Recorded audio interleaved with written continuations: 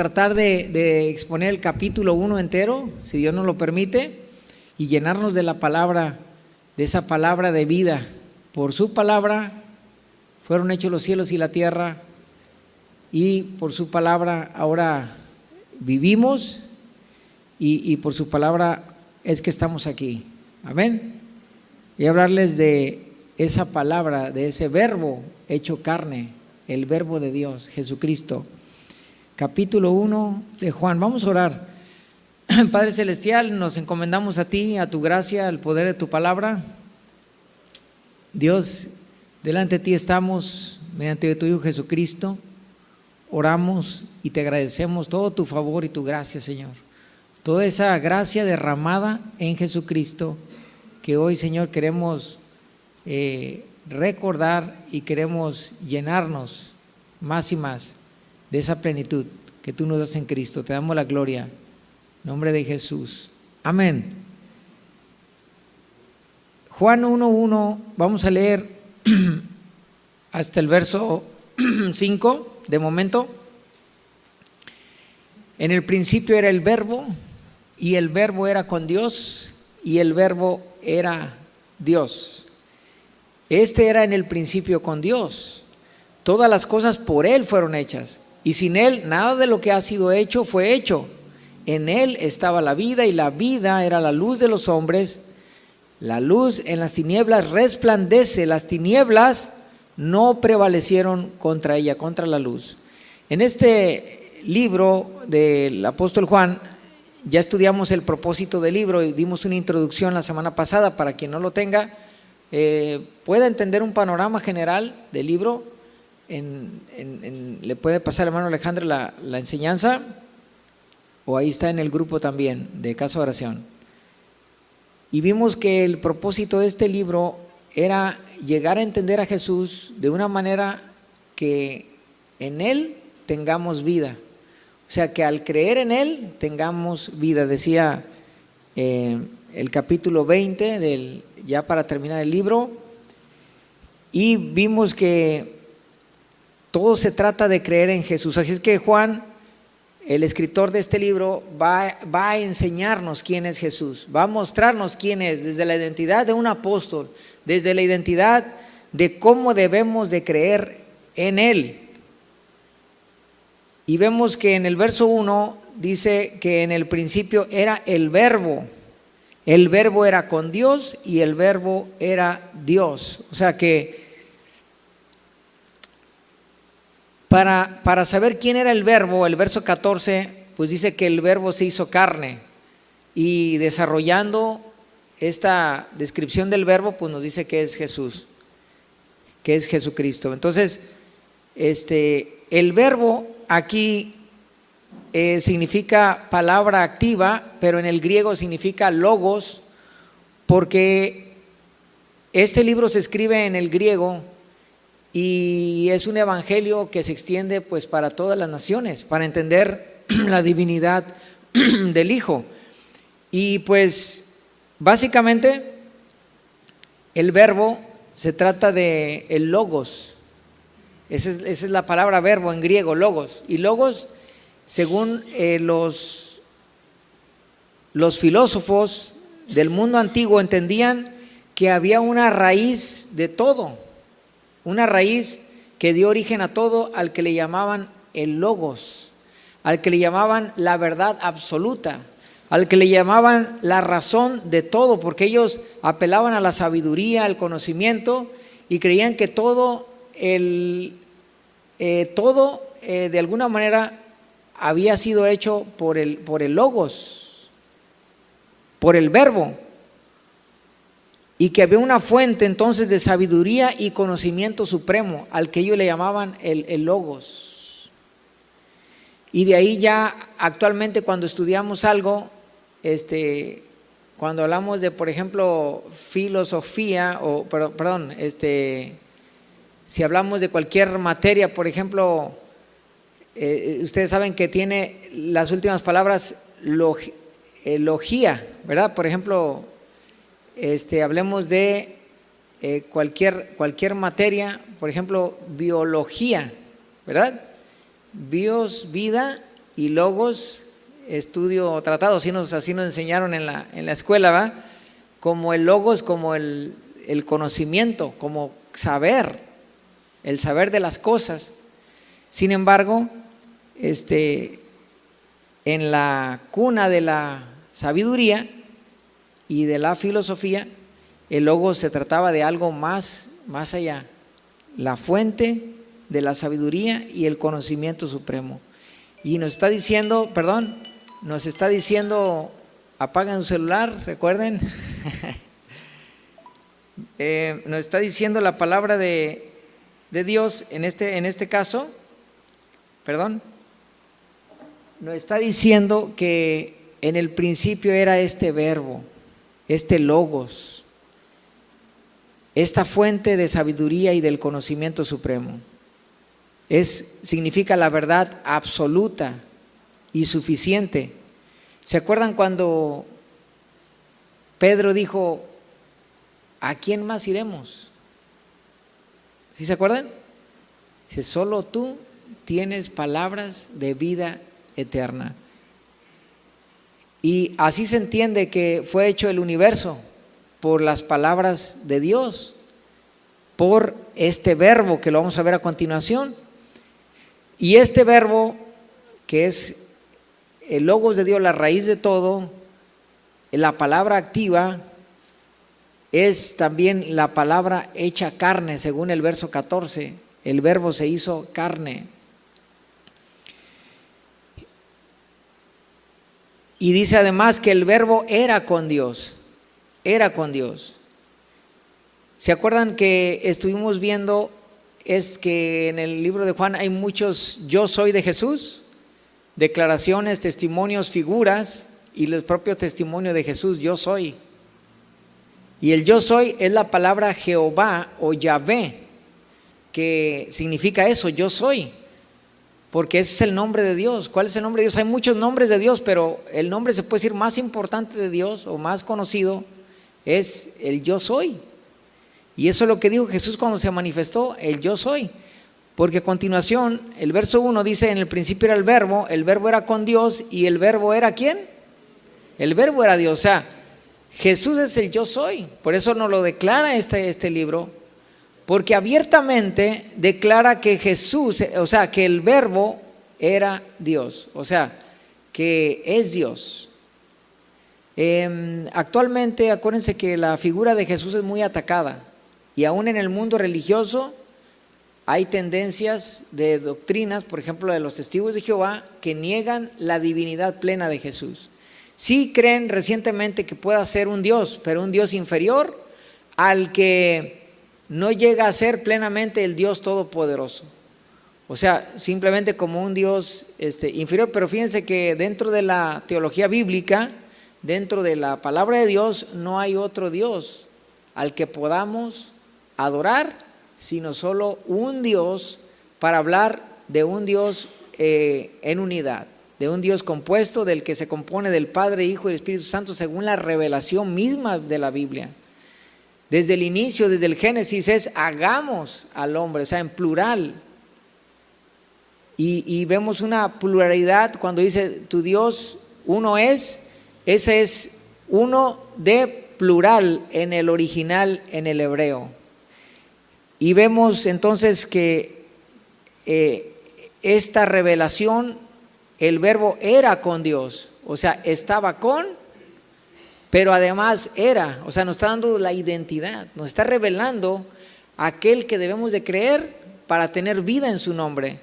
O sea, el verbo que es plenamente Dios, que se hizo carne, que se nos manifestó y que era Dios. O sea, en la versión de los testigos de Jehová, que ellos creen que no es plenamente Dios, que no es el Todopoderoso, ellos le agregan un artículo y en su Biblia dice el verbo era un Dios, para que con ese un clasificarlo como un Dios inferior, un Dios, o sea, como que hay muchos y el mero es Jehová, por así decir, el Padre, pero no es así.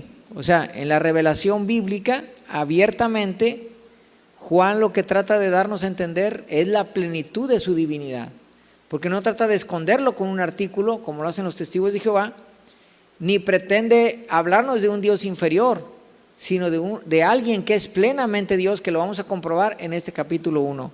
Vamos a ver que él no trató de minimizar a Cristo en ningún sentido.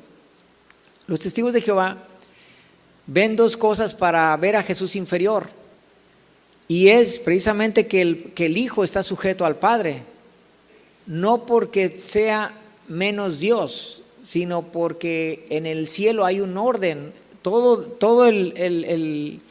lo que Dios es un Dios de orden, y ese Dios de orden, hay una jerarquía y hay una sujeción por amor, e inclusive la Biblia reconoce que el hombre y la mujer que valen lo mismo delante de Dios, pero en cuanto a la autoridad, ¿quién es mayor? En cuanto a la autoridad. En cuanto a la importancia, ¿quién vale lo mismo? Los dos valen igual, y es lo mismo en el cielo.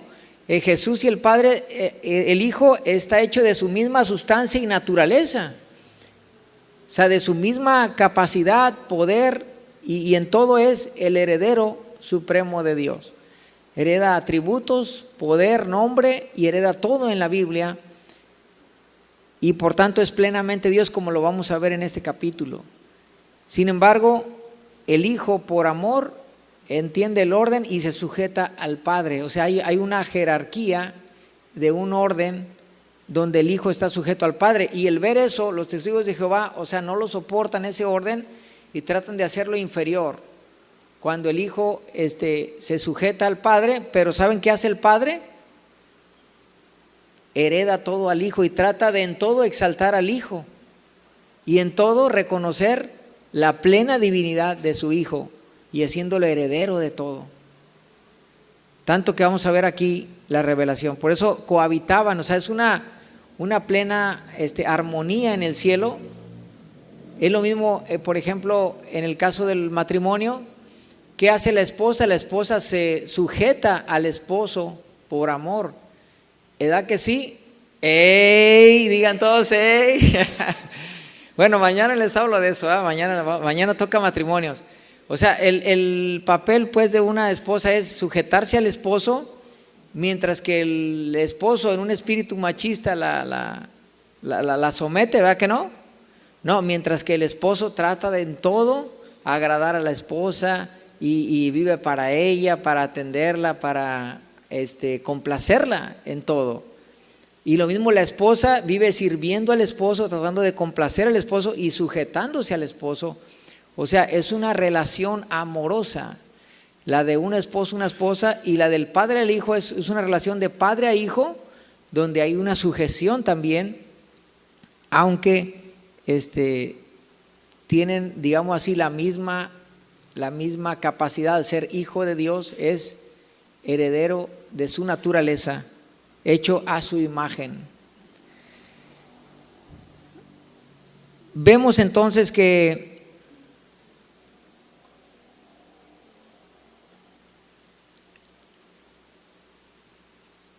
el Verbo cohabitaba con el Padre, coexistiendo. Y vemos que el hecho que aquí diga, aparte de que dice que es Dios, ve cómo nos está diciendo era, o sea, 3 veces hablando como que el Verbo existe, coexiste. Y esto es algo muy importante. Bien, en la historia hubo un hombre llamado Arrio, después del siglo II, y de ahí se creó un movimiento llamado el arrianismo, donde trataban de ver a Jesús de una manera muy inferior.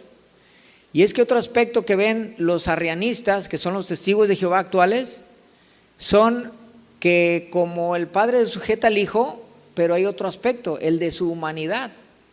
Y es que este libro de Juan, el capítulo 1, nos realza la plenitud de Jesús. Lo vamos a ver perfectamente, la plenitud de Cristo, que esa extraordinaria ser supremo divino se hizo hombre, se hizo carne.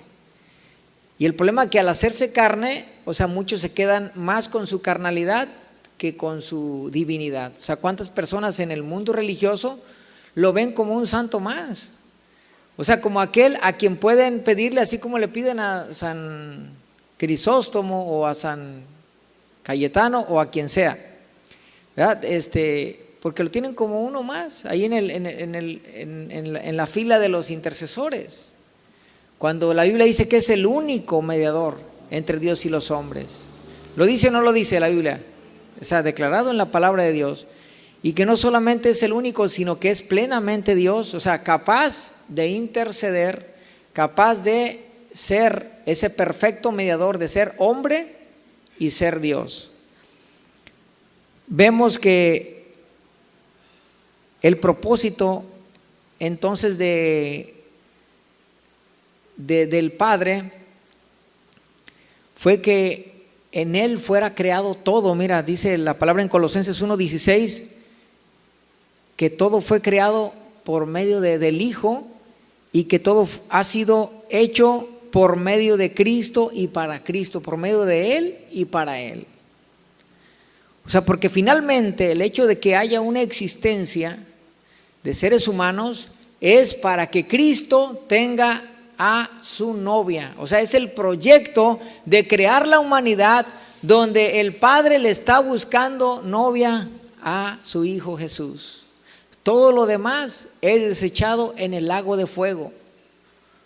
Surge la novia y surge una herencia celestial y un patrimonio celestial donde la iglesia reina con Cristo. Todo lo demás perece en el lago de fuego. Así que es el proyecto de la novia. ¿Cuántos quieren ser parte de esa esposa de Cristo? Hermanos, nos invita por medio del Evangelio a ser parte de este proyecto de Dios por el que existimos y fuimos creados, y el Evangelio nos invita a todos a ser parte, al que quiera. Como hayas sido, lo que hayas hecho, el Señor dice: en mí eres nueva criatura. Entonces, he aquí, dice, todo es hecho nuevo. Si tú fuiste de lo peor en el mundo, pues no te preocupes, porque cuando llegas a Jesús eres una nueva criatura y lo que importa es ahora lo que eres en Cristo. Todo lo demás queda muerto, deshecho, y simbólicamente hablando, en el bautismo ahí queda tu vida pasada, simbólicamente hablando, porque es un simbolismo de cuando tú le entregas tu vida a Jesús, eres nueva criatura. Y vemos entonces que podemos ser parte de este proyecto hermoso de Dios. Dice el verso 2 que era Dios, dice el verso 1 era Dios, y el verso 2 dice era en el principio con Dios. O sea, nuevamente la preexistencia de Jesús, de manera que cuando Jesús nace y viene como hombre, Jesús ya tenía su eternidad con el Padre desde antes de crear el mundo. Ya el Padre y el Hijo coexistían en esa relación amorosa que les platicaba. En el verso 3 dice: todas las cosas por Él fueron hechas. O sea, este verbo, quien era Dios, era en el principio con Dios, verso 2. Verso 3, todas las cosas por Él fueron hechas. O sea, todo fue hecho por medio de Jesús. Y sin Él, sin Cristo, nada de lo que ha sido hecho fue hecho. O sea, fue por medio de Jesús que llegó a existir todo. Y este texto sigue confirmando la divinidad de Cristo al afirmar que Jesucristo es el creador de todas las cosas, y puesto que solo Dios es el creador de todas las cosas, al afirmar que todas las cosas fueron hechas por Jesús, confirman su plena divinidad. ¿Cuántos dicen amén? O sea, reitera todavía que sin Él no hubiese sido hecho nada de lo que fue hecho, porque Jesús, o sea, Él es la razón de que nosotros existamos, porque la razón es la novia, se los vuelvo a repetir. Él es la razón. Hebreos 1:2 dice que en estos postreros días nos ha hablado por el Hijo, a quien constituyó heredero de todo y por quien asimismo hizo el universo. O sea, la creación de Cristo no solamente se limita aquí a la tierra, sino al universo mismo. Y quiero darles otro dato: no solamente se limita al universo visible, sino al universo no visible, es decir, al mundo espiritual. Vean ustedes en Colosenses 1:16 que en Él fueron creadas todas las cosas, en Cristo, porque está hablando de Cristo. Colosenses dice que en Él, así como lo afirma Juan y lo afirma Hebreos, en Él fueron creadas todas las cosas, las que hay en los cielos y las que hay en la tierra, visibles e invisibles. La creación de Cristo no solamente es que como si Dios estuviera jugando a ser Dios y crea el mundo, no, creó el universo y creó lo invisible también, o sea, el mundo espiritual, sean tronos, sean dominios, sean principados, potestades, o sea, los grandes poderes celestiales, o sea, ángeles poderosos fueron creados por Jesucristo. O sea, pregunta, ¿quién hizo a Luzbel, o sea, Satanás, antes de que fuera Satanás? Jesús lo hizo un ángel perfecto, o sea, lo llenó de gracia, de hermosura, de sabiduría, lo hizo de los ángeles más grandes del cielo, más importantes. Y Satanás usó de ese favor que Dios le había dado y abusó de la confianza y traicionó esa confianza. Fue un acto personal de la voluntad de Satanás de hacerse así, orgulloso, importante, o sea, creído en ese sentido que él buscó la gloria para él y no para Dios, de tanto poder que Dios le dio.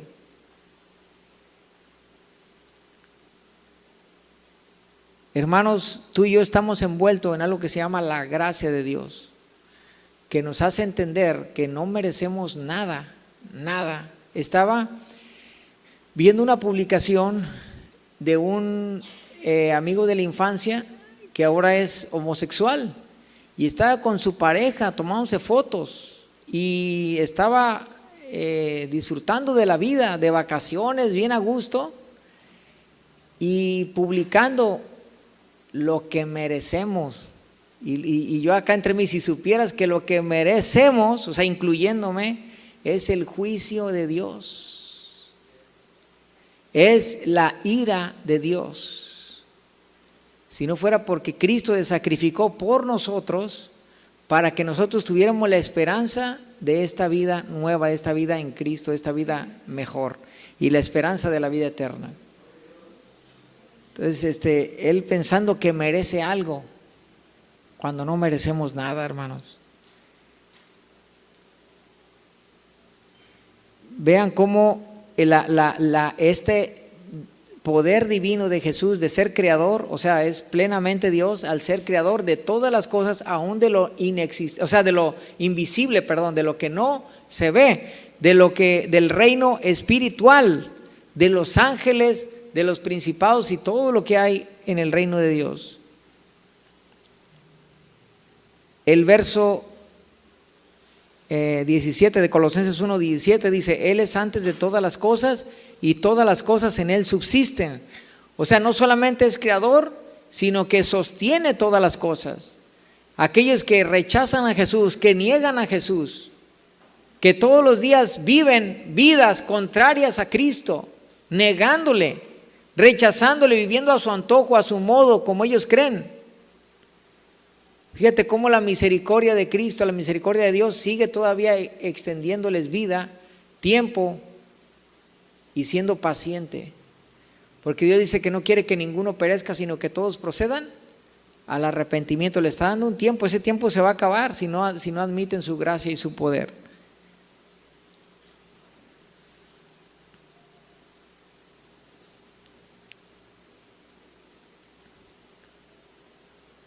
Vemos entonces que vemos a Cristo en varias escrituras como creador de todas las cosas. Qué tremendo. Y vemos en el verso 4 que dice: en Él estaba la vida, en Cristo, o sea, no solo es creador, no solamente es el verbo, no solamente es Dios, sino que en Él estaba la vida. Jesús es la vida, dio origen a todo. Ve lo que es ver a un Cristo humanizado, sirviendo al hombre, haciéndose servidor de la gente. En esa perspectiva, la gente lo tiene como un santo, sí, alguien que intercede por ellos, pero al no ver la palabra de Dios, no logran ver la magnitud de quién estamos hablando, de Jesús, que es con Dios, plenamente Dios, y que es el dador de la vida. En ese sentido, cuando la Biblia reconoce que dijo Dios, hágase la luz, produzcan las aguas, seres vivientes, y empieza Dios con su palabra a hacer las cosas, a hacer el universo, a formar todo, ahí estaba hablando el Hijo, porque ve cómo nos confirma que por Él fue hecho todo, y Él, al ser el Verbo, Él es el que habla y dice, hágase así, es la palabra de Dios, es el que dice las cosas y se hacen. O sea, es Dios, es con Dios, son uno. Jesús dijo, mi Padre y yo uno somos, o sea, son uno en unidad.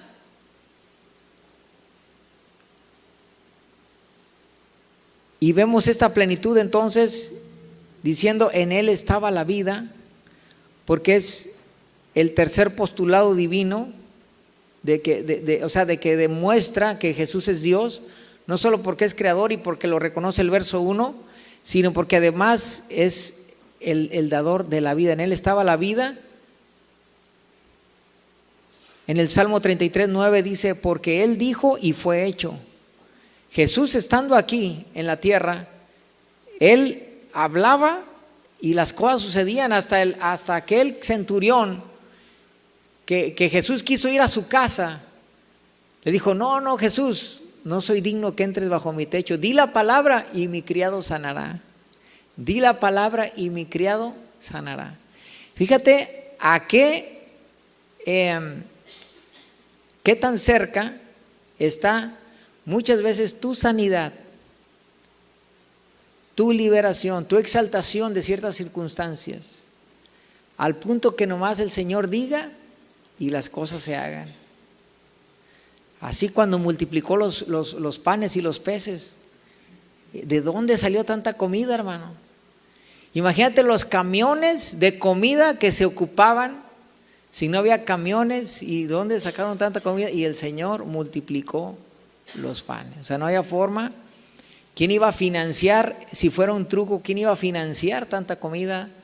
Si eran pescados, se iban echado a perder. O sea, era un caos totalmente pensar en la posibilidad de sin refrigeradores. Y si me explico, las cocinas que se hubieran ocupado, y el Señor alimentó con su poder.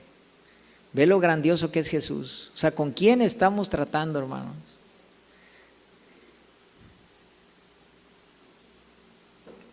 Él ve la grandeza de Cristo, hermanos. Porque Él dijo y fue hecho. Él mandó y existió. Hágase, y Él es el que con su palabra hace todas las cosas. Ese es Jesús. Jesús es la vida. Juan 14:6 dice, declara a Jesús como el camino, la verdad y la vida. Él es el dador de la vida. Él es el que te dio la vida biológica, pero además es el que nos da la vida espiritual. Jesús dijo, yo he venido para que tengan vida y la tengan en abundancia. Jesús te dio la vida bios y te da la vida espiritual. La vida de Cristo, al nacer de nuevo, al aceptarlo, al reconocerlo, tú recibes otra clase de vida que es la espiritual, que está por encima de esta vida natural. Él es el que nos da vida eterna, la vida espiritual, la vida de Dios. Juan 10:28 dice, y yo les doy vida eterna y no perecerán jamás, ni nadie las arrebatará de mi mano. Esa es la promesa de la salvación para que todo aquel que confía y persevera en Él, para todo aquel que se identifica como una oveja del Señor. Tú jamás, tú cuando tengas una situación, no corres con el lobo. Cuando tienes una situación y eres una oveja del Señor, vas a refugiarte en tu pastor. O sea, y no necesariamente en sino en Jesús nuestro pastor, ¿verdad? porque Él es nuestro buen pastor y Él es el que, o sea, de alguna manera nosotros podemos refugiarnos siempre en Él ante cualquier situación. Que tuviste una pérdida, que un ser querido se murió, que tuviste una situación, una necesidad, cualquiera que sea tu situación, o sea, refúgiate en el poder de nuestro Señor Jesucristo. Amén. Y alguien puede decir, bueno, ¿y dónde dejas al Padre, no? Porque eso es lo que dicen los testigos de Jehová. No, es que usted hace un lado al Padre. No, absolutamente. Porque el Padre es en el Hijo. Y el Hijo en el Padre. O sea, si algo va a hacer Cristo es llevarnos al Padre y entender esa plenitud, esa divinidad. Y entender esa grandeza de nuestro Señor. Que en todo el Padre es glorificado en el Hijo. En todo el Padre es glorificado en el Hijo. Amén. O sea, y aquí obviamente no trato de minimizar para nada al Padre, todo lo contrario. Mientras más engrandezcamos al Hijo, mayor gloria recibe el Padre, de quien proceden todas las cosas. Amén.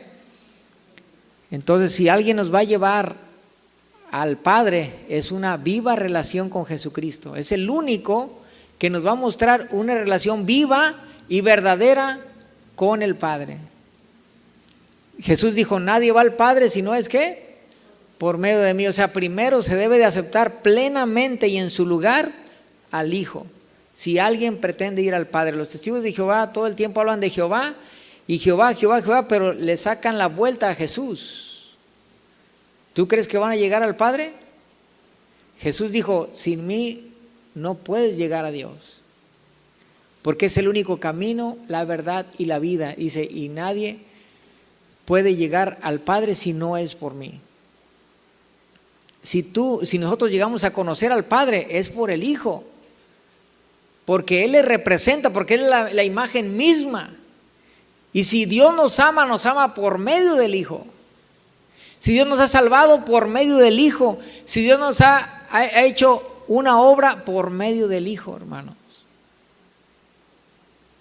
O sea, porque en todo el Padre es glorificado.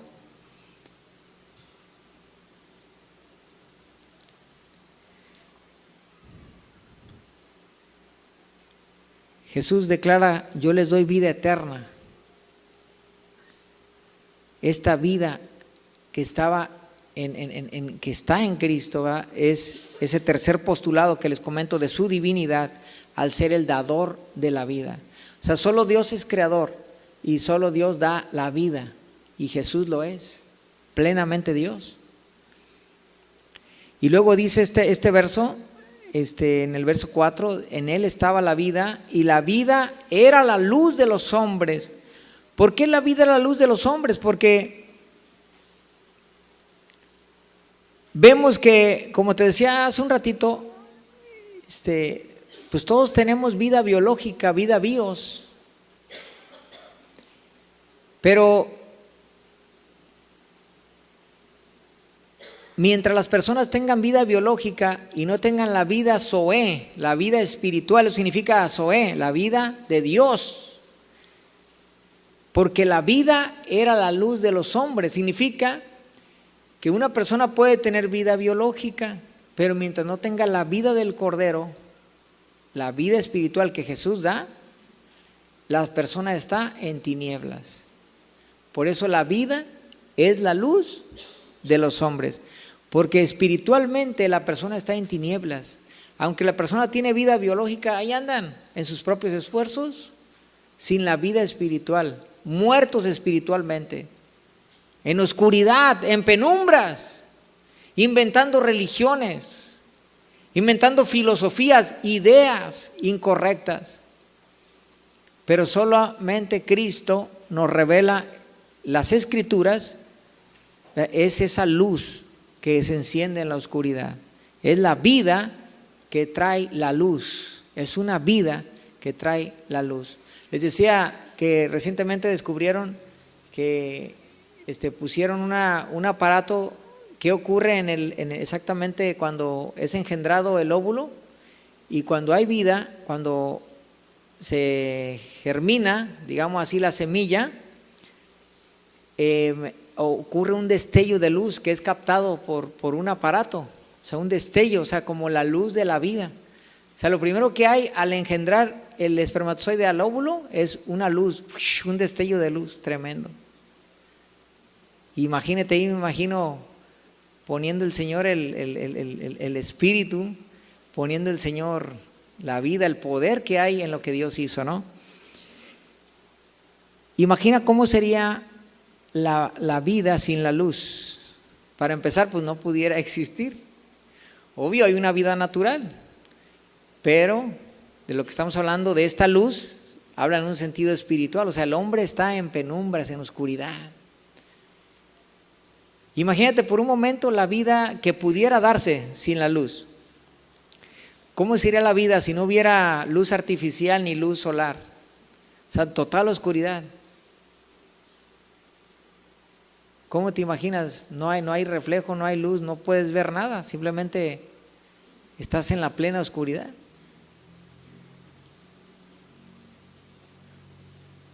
¿Cómo nos desenvolveríamos? No hubiera propósito. Es inimaginable cómo sería la vida. ¿Sabes por qué? Porque sin la vida de Cristo no hay vida espiritual. Porque el hombre está espiritualmente muerto. Y mientras no reciba la vida del Cordero, andará en tinieblas espiritualmente hablando. Verso 5. La luz en las tinieblas resplandece y las tinieblas no prevalecieron contra ella. Aquí en el verso 5 se encuentra un enfoque de la obra de este libro, que cuenta esa travesía de Jesús para venir a este mundo y llegar a vencer la oscuridad. En todos los aspectos fue un varón perfecto que venció el pecado, que salió triunfante de la manera menos esperada. Con su propia muerte venció a las tinieblas, entregándose a la cruz. O sea, llega Jesús y él hubiera podido despedazar a todos, a nosotros por pecadores y a los demonios también, órale todo, y salir vencedor aún así, porque el Señor es juez justo y puede hacerlo, y hubiera salido vencedor, pero Él dijo no, porque de aquí va a salir mi novia. Entonces Él da su vida y derrama su sangre, y en esa sangre es cubierto todo aquel que cree en Él, y de ahí sale la nueva criatura. ¿Cuánto le da un aplauso al Señor? Amén. Gloria a Dios.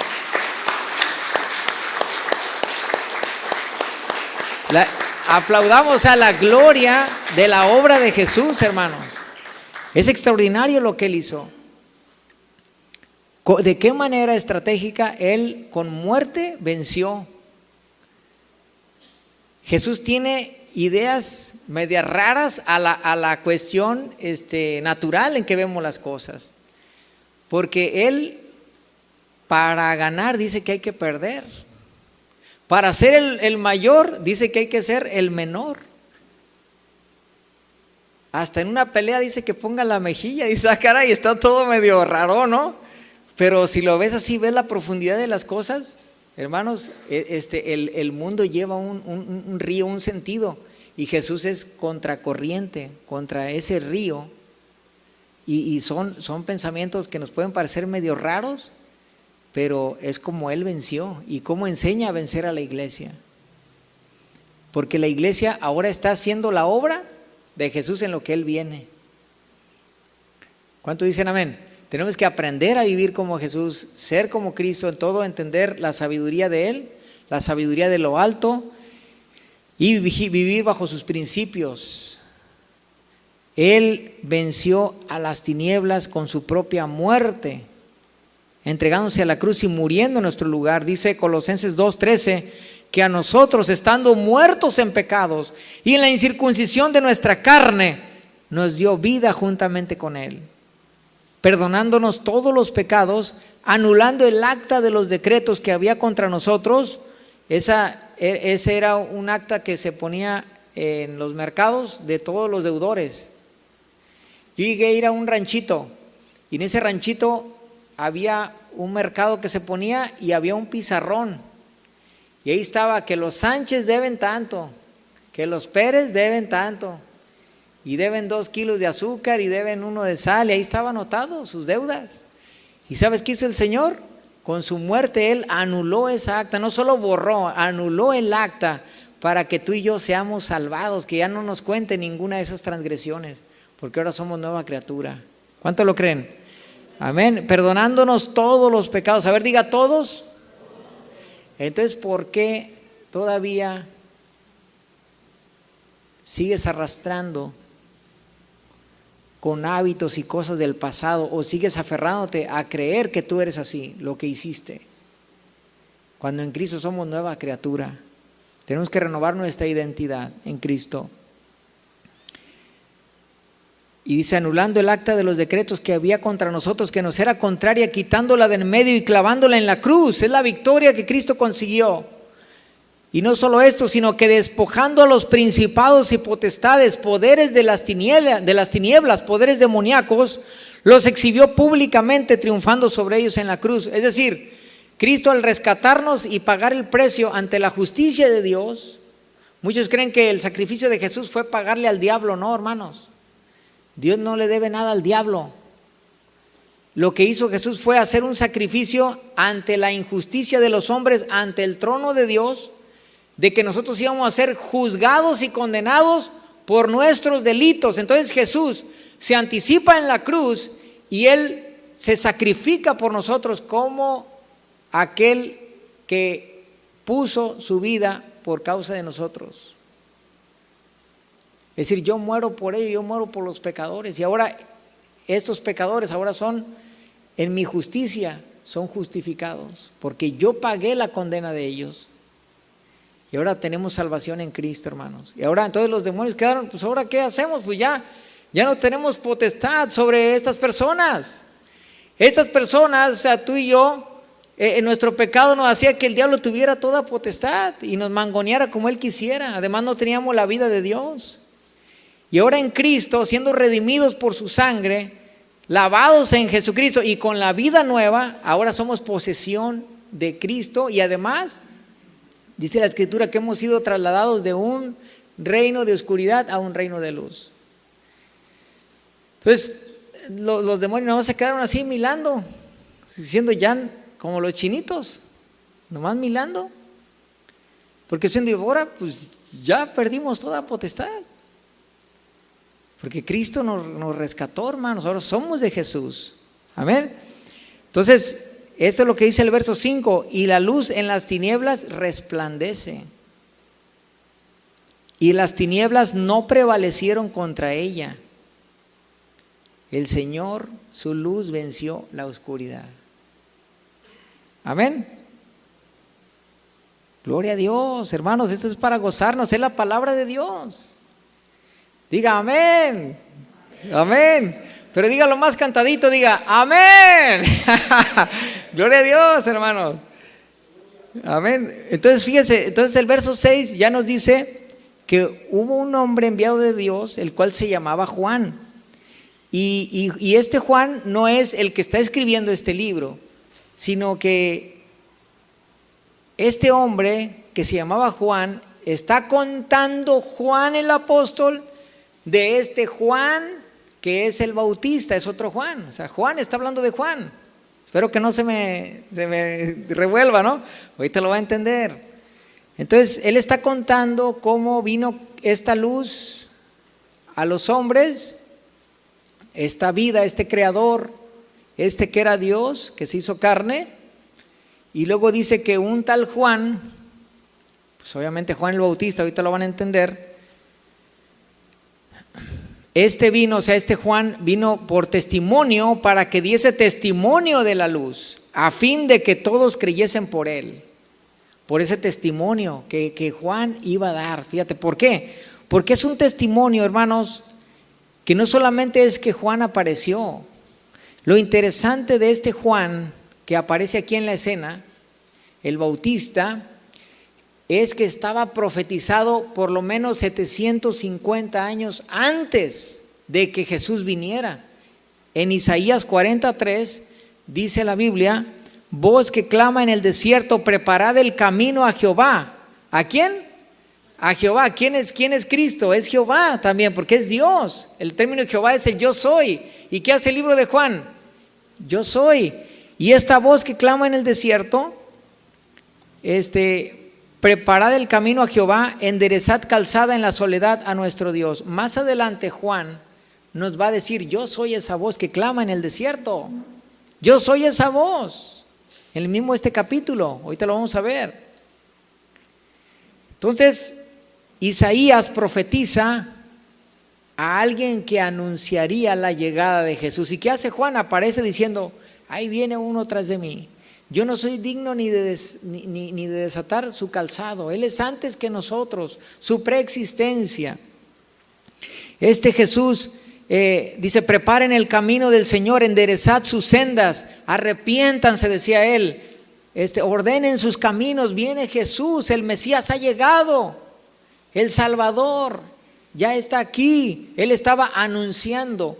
Por eso cuando venga también el anticristo, a figura del anticristo, a figura de Jesús, porque el anticristo es un imitador de Jesús, se va a levantar un falso profeta que lo va a estar proclamando.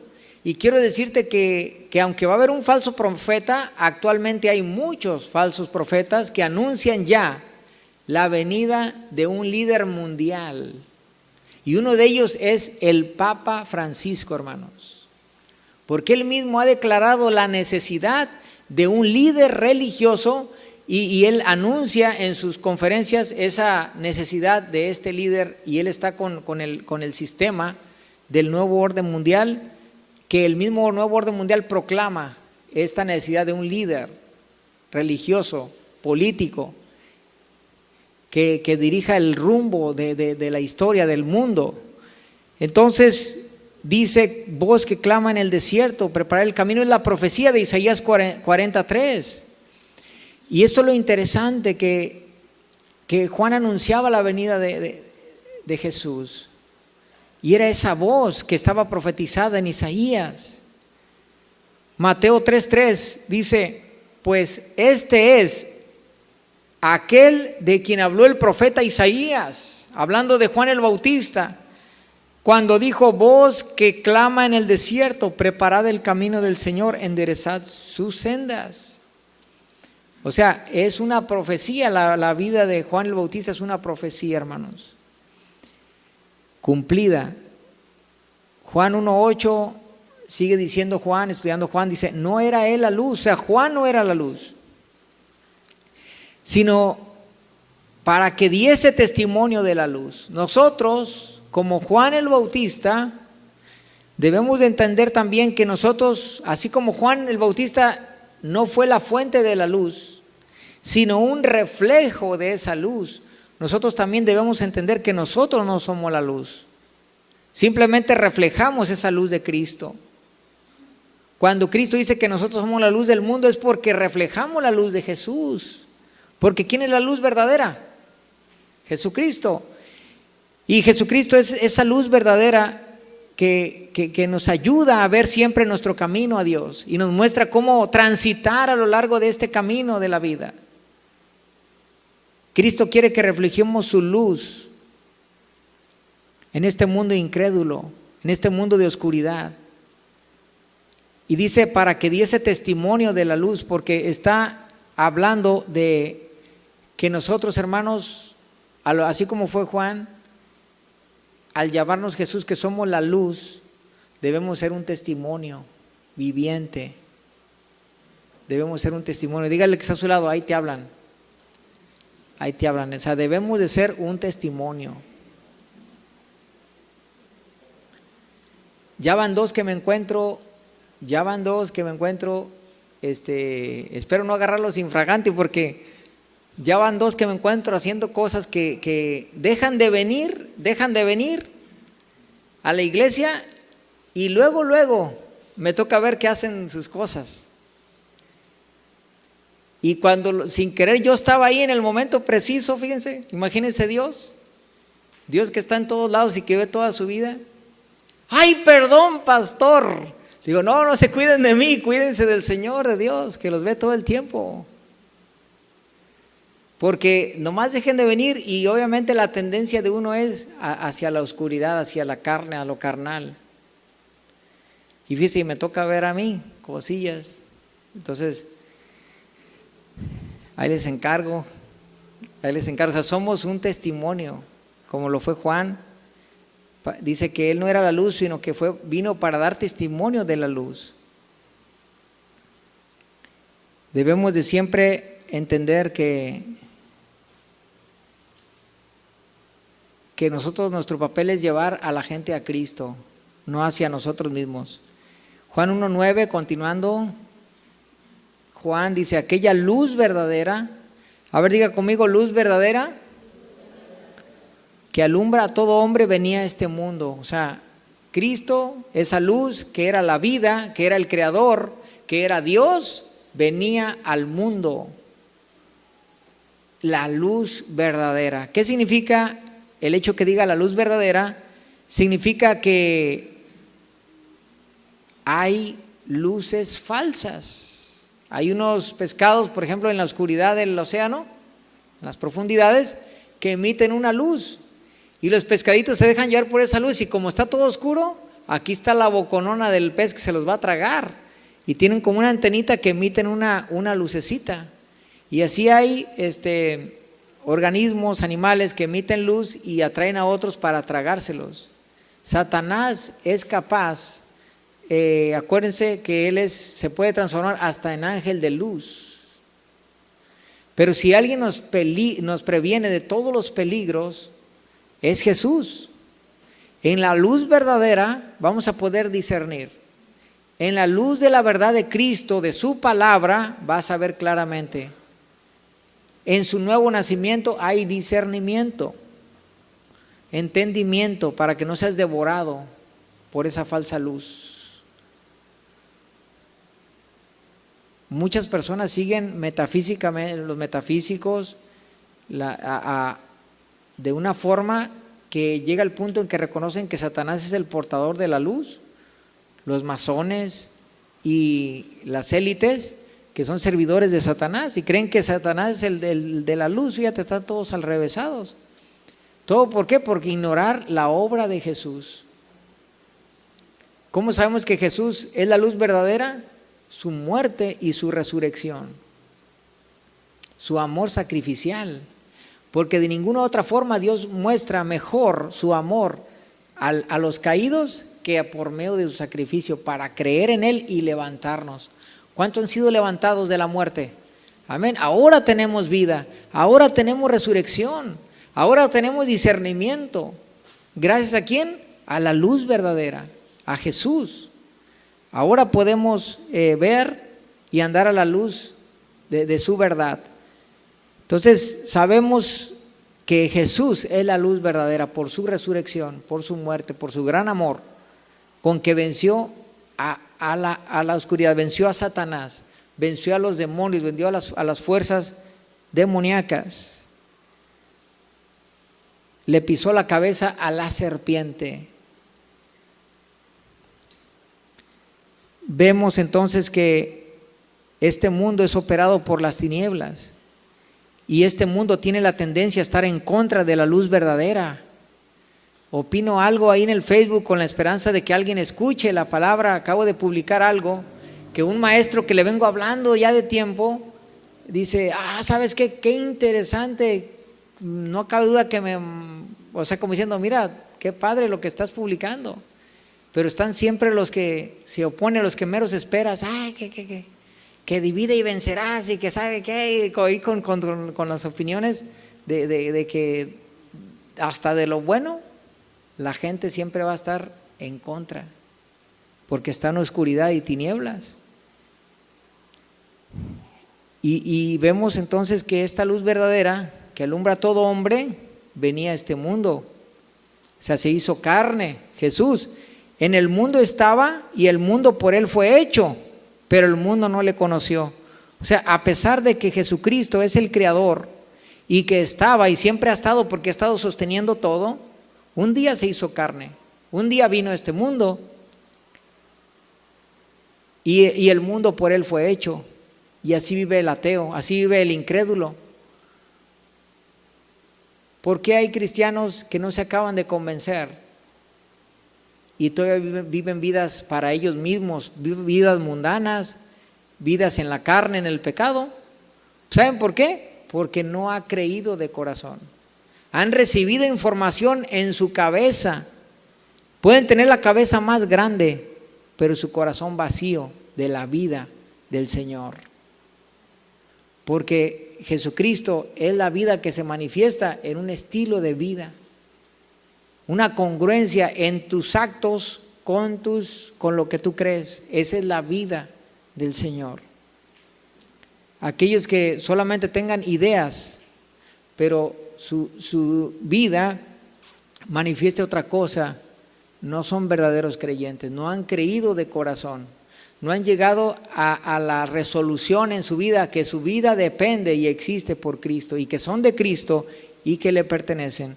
El mundo que fue creado por Jesús, dice, no le conoció, porque Jesús fue rechazado, porque Jesús fue, a pesar de estar profetizado, fue muerto por este mundo. Dice, a lo suyo vino y los suyos no le recibieron. Vino por su pueblo, vino a la nación judía y fue rechazado.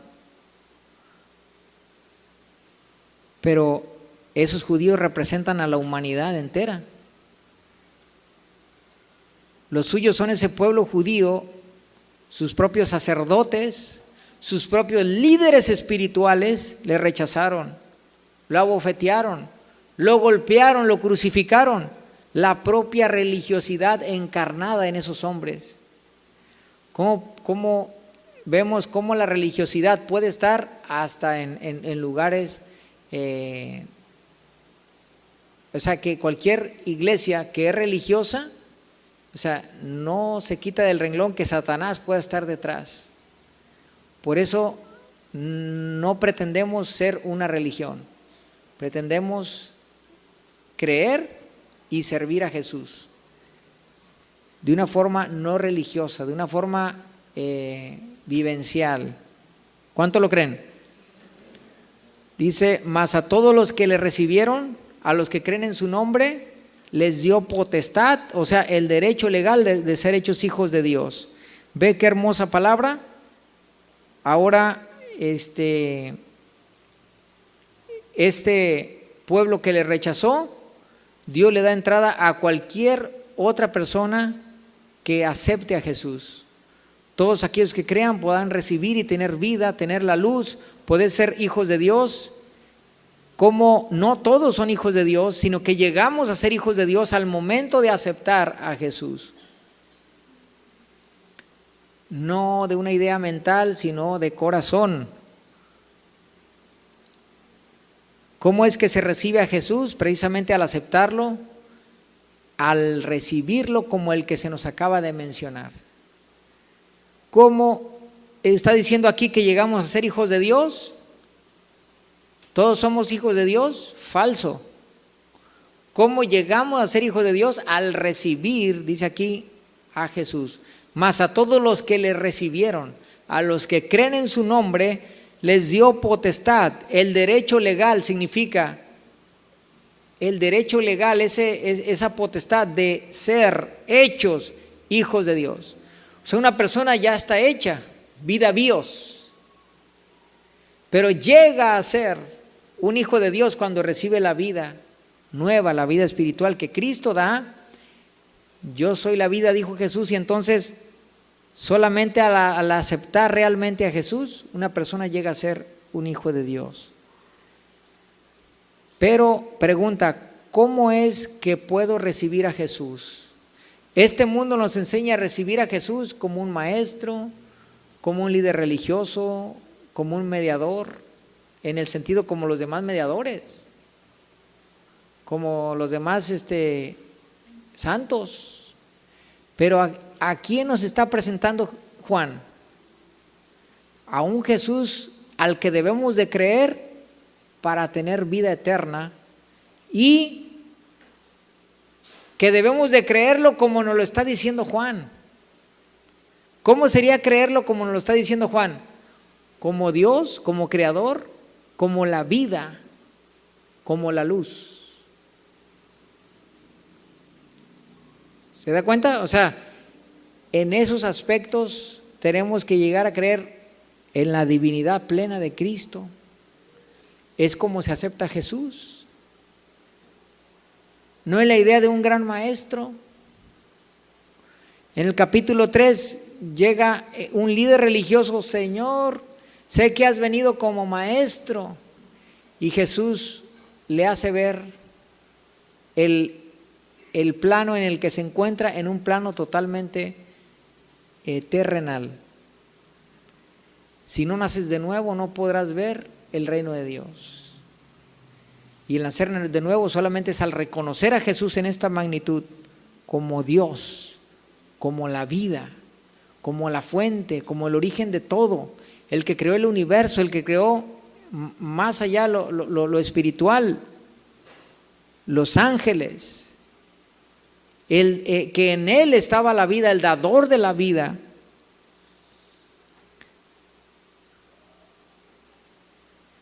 Y de esta manera, el que da vida a todas las cosas nos vuelve a dar vida de una manera espiritual.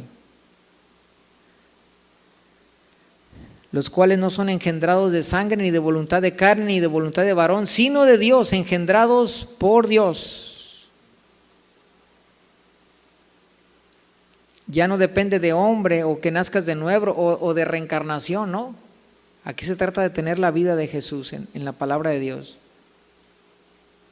Verso 14, terminando ya, estamos terminando, así es que échele todas las pilas, ya salga de su ¿cómo se llama?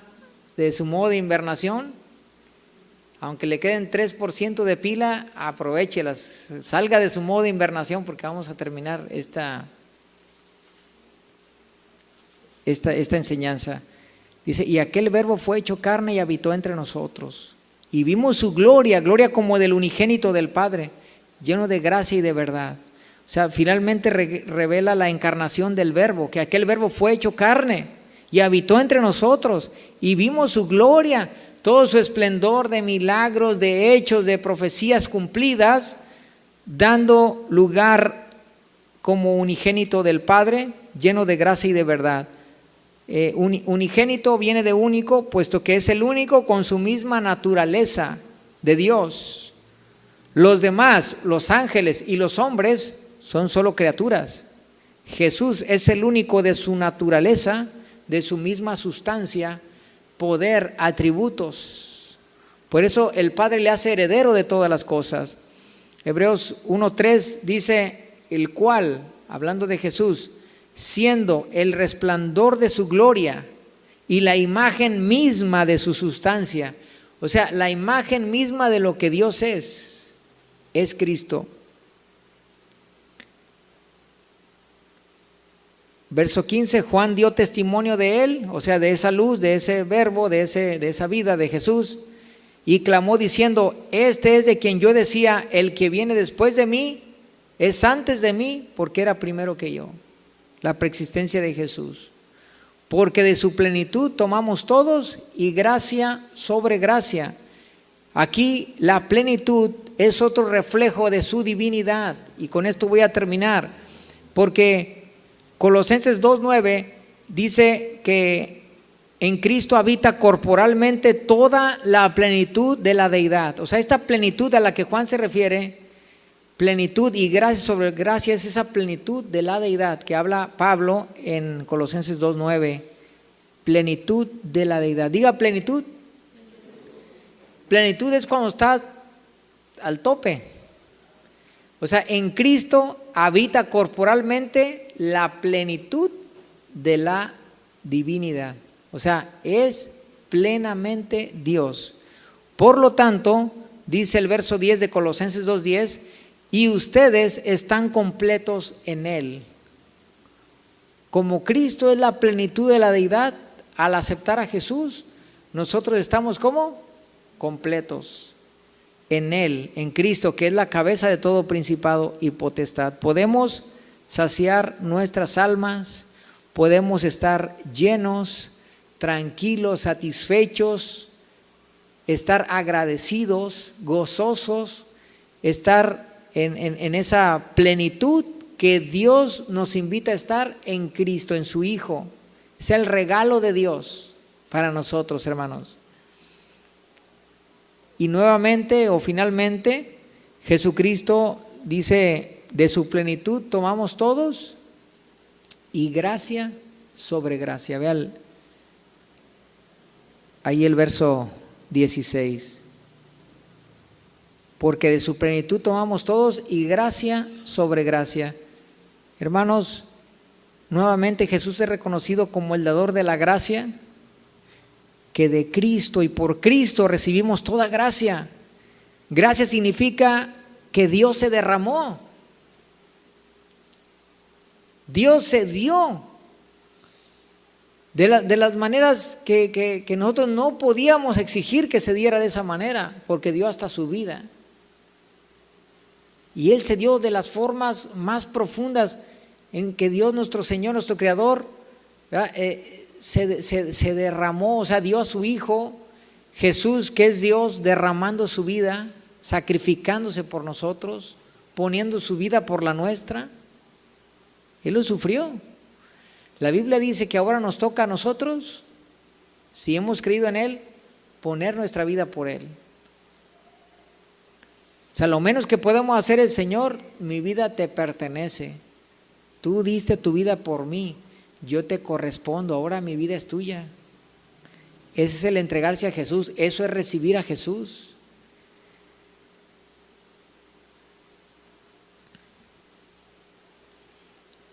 Pues por medio pues la ley por medio de Moisés fue dada. O sea, el Antiguo Testamento, la esencia es los primeros libros que representan a la ley de Dios. Y Moisés es la figura más importante del Antiguo Testamento. Y esa ley fue dada por Moisés, o inicia con Moisés. Pero la gracia y la verdad vinieron por medio de Jesucristo. O sea, la figura más importante para los judíos es Moisés. Pero ahora tenemos a alguien superior a Moisés. Superior. Y alguien que además es no solo la preeminencia, sino la preexistencia, el creador de Moisés. Pónganse de pie, le vamos a leer el verso 18. A Dios nadie le vio jamás. Dios habita en luz inaccesible, dice otra escritura. A Dios nadie le vio jamás. O sea, en el sentido, pues, refiriéndose al Padre.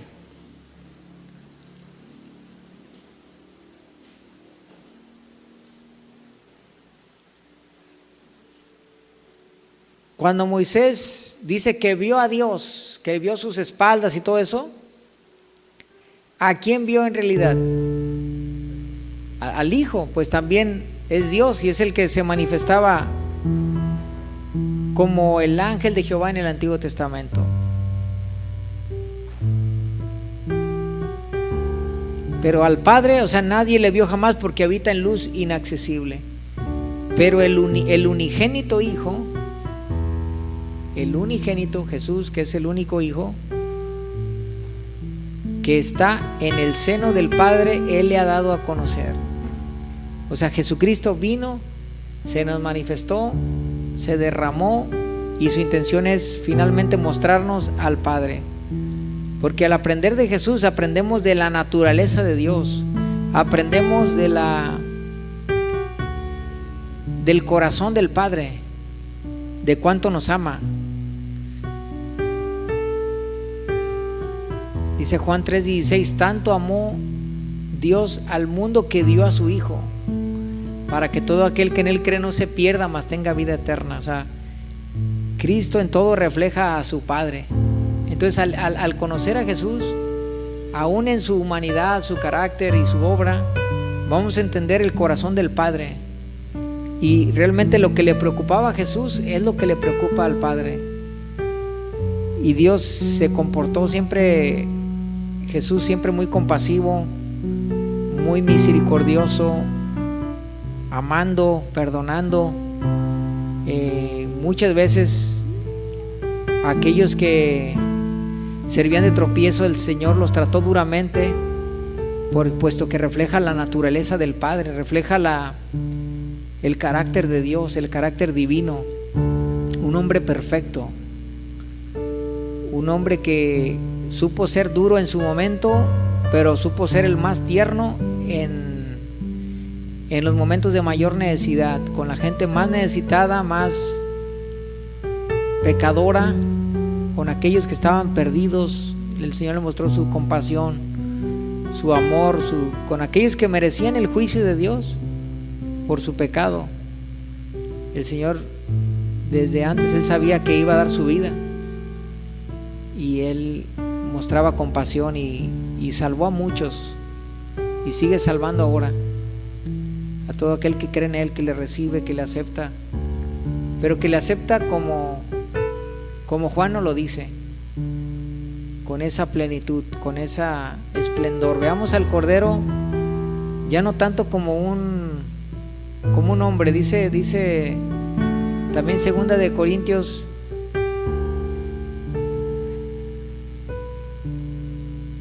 dice que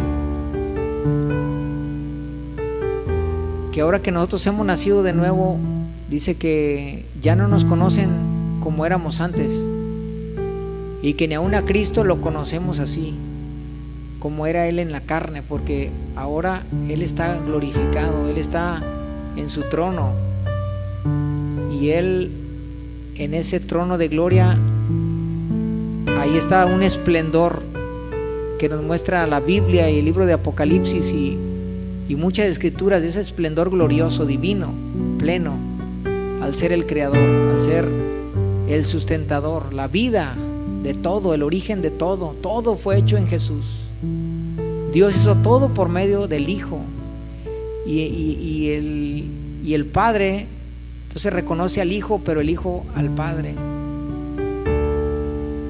Y en esa virtud nosotros, al reconocer a Jesús, aceptamos que detrás de todo está el Padre, con su gran amor, esperándonos en su reino glorioso, esperándonos para ser nuestro sol de justicia, nuestra lumbrera que nos va a dar luz, que estaremos ante su luz. La Biblia dice que en su reino no habrá noche, no habrá más oscuridad.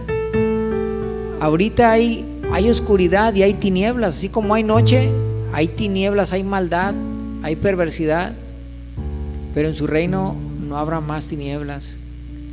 Y otra promesa de Dios dice que no habrá más llanto, ni clamor, ni dolor, no habrá más sufrimiento, porque el primer cielo y la primera tierra pasaron, porque el Señor hace nuevas todas las cosas.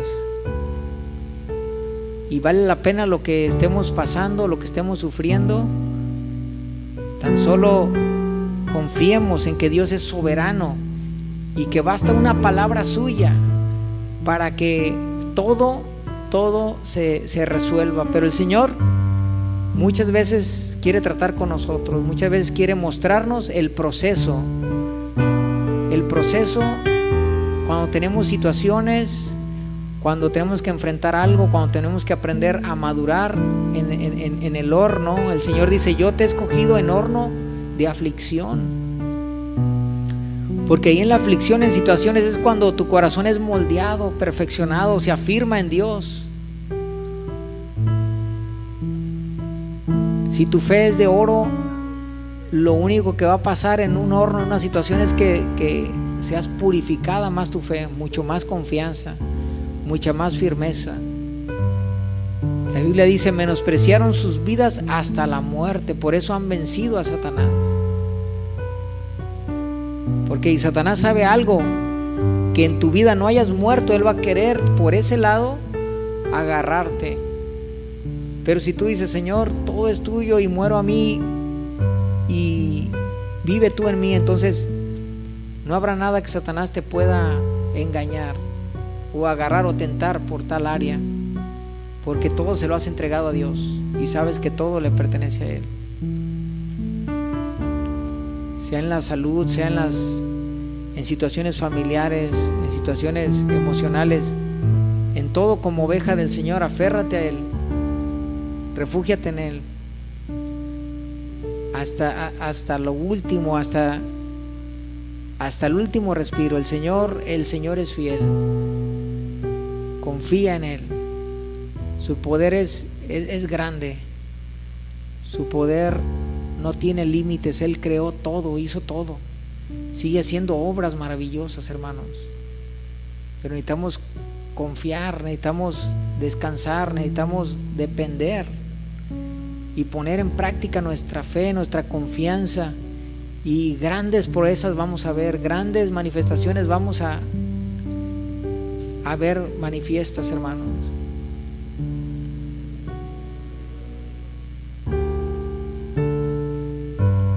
El Señor ha obrado de muchas formas a lo largo de muchos años que tenemos en la palabra. Hemos visto muchas maravillas, muchas manifestaciones, y lo hemos visto recientemente a lo largo de situaciones que han pasado y que todos somos testigos. Sigamos confiando, sigamos permaneciendo, pero no dejemos que nuestros corazones se llenen de glotonería, de embriaguez, como dice la palabra, se llenen de los placeres de este siglo. Dejemos que el Señor siga obrando, usándonos como instrumentos, como reflejos de su luz, reconociendo la grandeza de su gloria, de su gracia, de su luz verdadera, reconociendo su plena divinidad, su obra creadora, que en todo es el verbo, la raíz de todo, de la razón, de la sabiduría, del conocimiento supremo, y el dador de todas las cosas, el creador de todas las cosas, el que sustenta todas las cosas con la palabra de su poder. Ese es nuestro Cristo, un Cristo poderoso, un Cristo vencedor, un Cristo que es el esposo de la novia, que es la iglesia, un Cristo que dijo: obras mayores harían ustedes los que crean en mí. Un Cristo que nos respalda y nos dice que estas señales seguirán a los que creen. En mi nombre echarán fuera demonios, hablarán nuevas lenguas, tomarán en las manos serpientes, y si bebieren cosa mortífera no les hará daño. Sobre los enfermos pondrán sus manos y sanarán. Ese es el poder de nuestro Cristo, el poder que se manifestó en el libro de los Hechos a los seguidores con grandes poderes, señales y milagros. Pero quiero decirte algo, como te lo dije al principio, así da un paso Dios por el Espíritu Santo guiando a la iglesia, y otro paso da Satanás. Satanás trata de pisarnos los talones, pero los que son guiados por el Espíritu Santo siempre van un paso adelante para que su vida no se extravíe y no entre en una encrucijada, que quiera cerrarnos el camino. El diablo no va a poder. Si el Espíritu Santo te guía, no va a poder. Satanás va a tratar solamente de pisarte los talones, pero tú confía en medio de situaciones, tú confía en el poder soberano, poderoso de nuestro Señor. Él está obrando y sigue obrando en la iglesia, y nos da su nombre para que en todo nombre se doble toda rodilla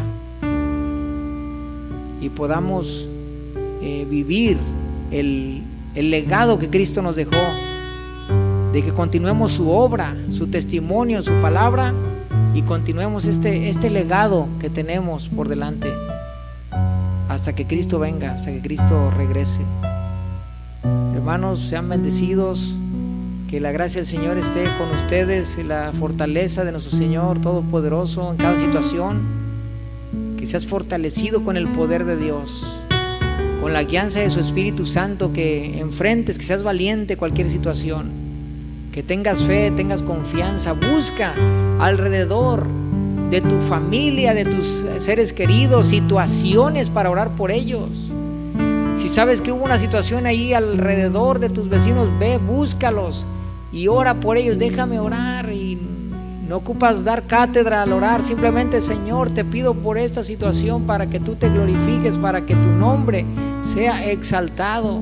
Te pido por esta persona, te pido por esa situación, y punto. El Señor vas a ver que va a hacer grandes cosas. Ten esa confianza, ten esa confianza, y hagamos la obra. El Señor abre el camino,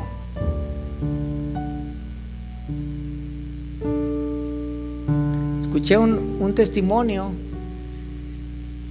de una persona misionera, que al no poder predicar se iba a ir de ese pueblo, pero cuando se fue vio una casa y dijo, iba yéndose ya, él ya no quería predicar, y él se mete a esa casa porque sintió del Espíritu que tenía que meterse a esa casa, y en esa casa vio que no había ningunos animalitos de nada, ningún tipo de animalitos, y le preguntó a una señora que dijo, oiga señora, ¿por qué aquí no tienen animales? Dice, no, es que aquí se nos mueren, ya han venido brujos, hechiceros, han venido de todo y se nos mueren los animales, no podemos tener animales, todos los animales se nos mueren. Y él entendió que de esa forma Dios iba a glorificar. Le dijo, déjeme orar, porque yo tengo un Dios todopoderoso, yo tengo un Dios que el Cristo que yo predico, y empieza a orar y empieza a reprender, y a los días vuelve y se da cuenta que ya tenían animalitos, y se da cuenta que había habido bendición, y luego fue como empezó a nacer ahí en esa casa, empezó a nacer una obra, una célula, una iglesia ahí en esa casa, 12 personas que empezaron a escuchar la palabra de Dios. Y de ahí otras granjas empezaron a decir, oiga, el mal que había en esta granja se pasó al mío. Y ahí va el pastor reprendiendo de granja en granja, hasta que se empiezan a convertir todo el pueblo, todo el lugar, el que no se podía, que nadie quería escuchar. Y muchas veces Dios se va a valer de circunstancias, de la oscuridad, para que llegue la luz. Busca dónde está la oscuridad, y ahí es donde va a resplandecer la luz. Hay personas que en todo la ves bien, en todo creen tener o estar en la luz.